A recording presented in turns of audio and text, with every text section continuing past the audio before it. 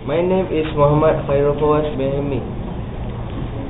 My title is Building Your House. An elderly carpenter was ready to retire. He told his employer of his plans to leave the house building business to live a more leisurely life with his wife and enjoy his extended family. He will miss the paycheck each month, but he wanted to retire. They could get by. The employer was sorry to see his good worker go and asked him he could build just one more house as a personal favor.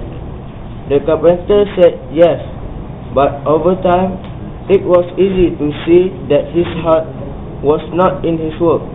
He resorted to shoddy workmanship and used inferior materials. Okay, stop.